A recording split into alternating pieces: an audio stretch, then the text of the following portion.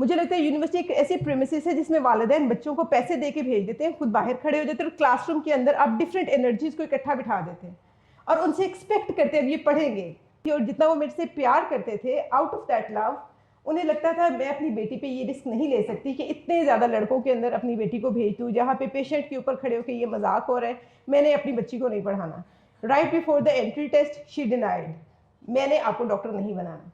I started my BSc in Punjab university, लेकिन वहाँ पे BSc करके आई वॉजेंट हैप्पी, क्योंकि मैंने आपको बताया कि मेरा एक शुरू से ख्वाब था, बहुत अच्छे मार्क्स है, आप बड़े आराम से एंट्री टेस्ट क्रैक कर सकते हो और 1 महीना पहले आपको कह दिया जाए आपका इवन कि एंट्री टेस्ट के लिए मेरी चीज़ें भी जा चुकी हैं, पैसे भी भर चुके हैं, फॉर्म्स सब कुछ।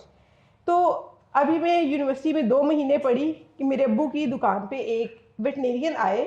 उन्होंने, जैसे हम सब पूछते हैं आपके बच्चे के नंबर कितने हैं, नंबर कितने हैं, he asked for my dad, इसके आपकी बच्ची के क्या बना, उन्होंने बताया, उन्होंने परसेंटेज सुनी, उन्होंने कहा कि why she is doing BSc, क्योंकि मेरे लिए BSc का मतलब फेलियर था।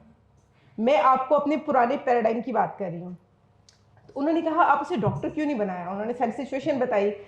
तब मैं वेटनरी का हमारी फैमिली में कभी किसी ने सुना नहीं था कि ये कोई प्रोफेशन होता है जिसे लड़कियां लेके चल सकती हैं। तो वहाँ भी कोई टेस्ट नहीं होता, तो मेरे फॉर्म्स वहाँ जमा हो गए and I been to veterinary university Lahore. वहाँ पे अल्लाह का करना ये हुआ कि हमारी क्लास में हम सिर्फ 17 लड़कियाँ थी और बाकी सारे लड़के थे 150 की क्लास में। हमारे घर में बहुत लड़ाई हुई। मेरी अम्मी शी वो सेइंग कि मेडिकल में तो फिर इक्वल रेशो होती है, लड़के और लड़कियां कुछ बराबर होते हैं, ये वाला जो काम हो गया ना ये मुझे बिल्कुल मंजूर नहीं है। लेकिन वो 5 साल हमारे इसी टसल में गुजरे, जाना चाहिए नहीं जाना चाहिए, करना चाहिए नहीं करना चाहिए, बट आई बिन देयर। मुझे ये खुशी थी एटलीस्ट मेरे नाम के साथ अब डॉक्टर लगे। लेकिन वो 5 साल मेरी ज़िंदगी के टफ तरीन साल थे, बिकॉज पहली बात, मेरी अम्मा she was very good listener और उनका मेरे साथ इतना अच्छा बॉन्ड था, मैं हर चीज़ उन्हें बताया करती थी।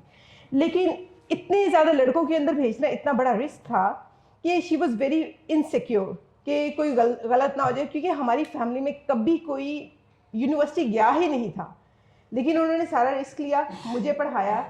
वहाँ पे लड़कों के साथ रहते रहते ये नहीं था कि मैं बात नहीं करती थी, लेकिन वो बहुत चैलेंजिंग था। यूनिवर्सिटी की लाइफ के अंदर मुझे लगता है अल्लाह ने मुझे इसलिए भेजा था कि एक बड़ी डिफरेंट किस्म की दुनिया देखनी थी। ये वो दुनिया होती है जहाँ पे ना खाने पीने का आपको पता होता है कि क्या खाना है। मुझे लगता है यूनिवर्सिटी एक ऐसी प्रेमिसेस है जिसमें वालिदैन बच्चों को पैसे दे के भेज देते हैं, खुद बाहर खड़े हो जाते हैं और क्लासरूम के अंदर आप डिफरेंट एनर्जीज को इकट्ठा बिठा देते हैं और उनसे एक्सपेक्ट करते हैं ये पढ़ेंगे। पढ़ना उनका लास्ट काम होता है, इसके अलावा वो सारा कुछ करते हैं। हमारी क्लासेस में उस तरह की बदतमीजी हुआ करती थी कि आप, मुझे नहीं पता अभी भी ऑब्वियसली करते होंगे, लेकिन तब तो ऐसी होती थी कि many time we just started crying कि टीचर की इतनी भी इज्जत नहीं रहेगी।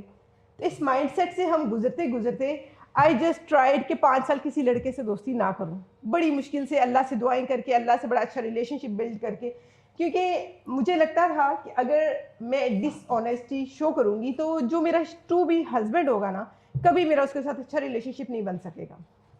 तो ये 5 साल जैसे ही गुजरे और मेरा निकाह 2008 में हुआ, 2010 में आई बिन टू यूके।